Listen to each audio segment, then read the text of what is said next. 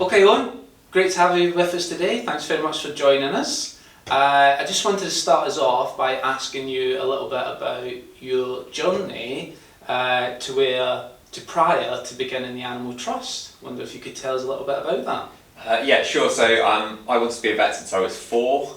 I spent loads of time as a teenager seeing practice in vets and on farms, and then I went to Cambridge Vet School. After that, I went back to one of the practices where I'd done a lot of EMS as a student. I spent a couple of years there in mixed practice, doing mainly dairy work and dog and cat work, a little bit of equine.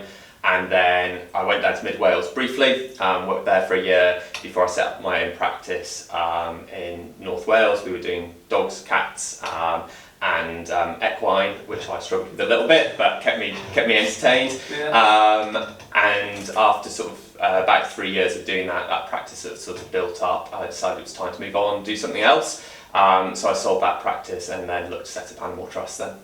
Gosh. Were you brought up around animals, or was it just more? So we always had dogs and cats as well at home. Yeah. My first memories of sort of my grandparents' Labradors.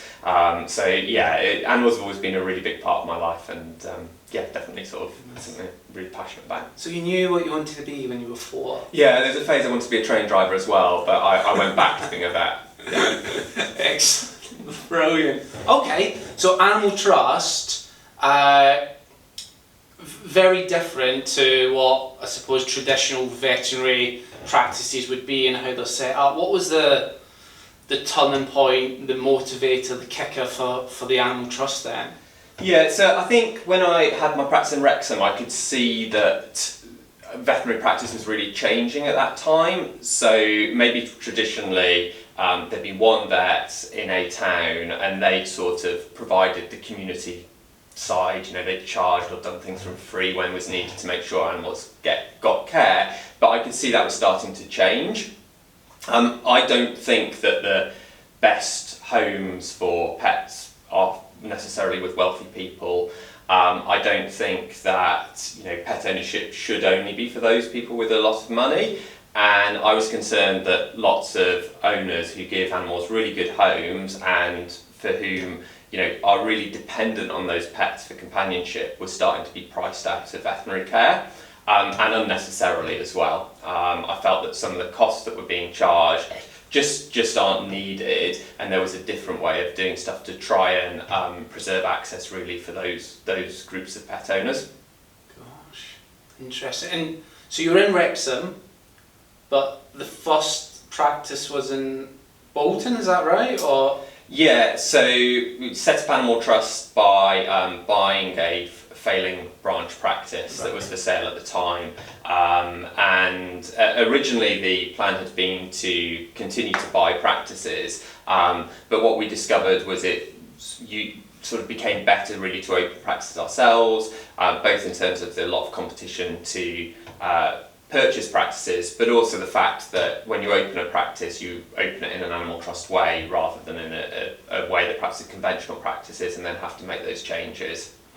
oh, okay, excellent. And does that have an influence on, you were talking about wealth and not necessarily all wealthy, pet ownership is only for the wealthy. Does that have an impact on where we are based now with the growth that we've seen over the last 10 years? Yeah, so when we're looking at sites, we look at a number of different factors, and one of them is the demographic makeup of the area. So we are looking to see whether there's a potential mismatch between the likely financial means of people in that area or the pet owning public and the sorts of practices that are accessible to them, to really see where we can make a difference and help people out.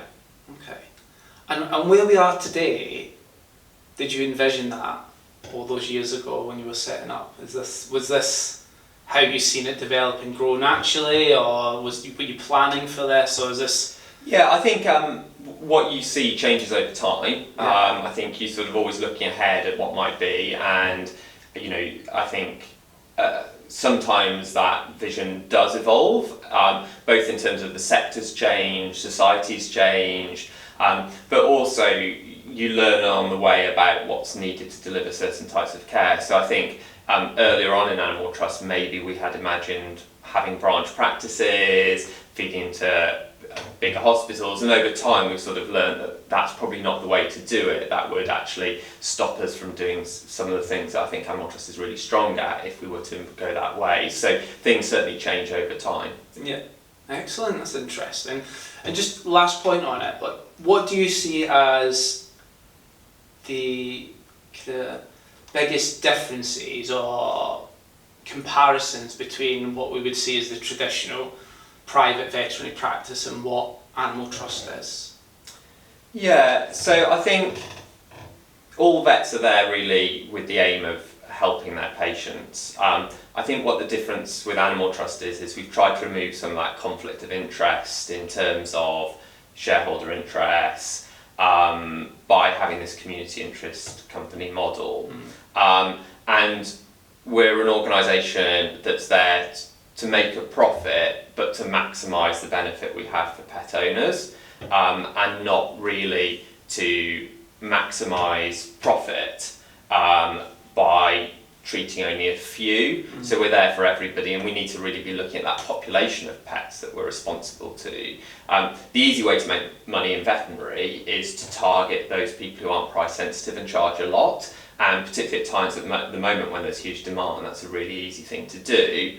But that comes at a very high social cost, and that social cost is that a lot of people and pets then don't access care or can't access care that's of significant benefit to them.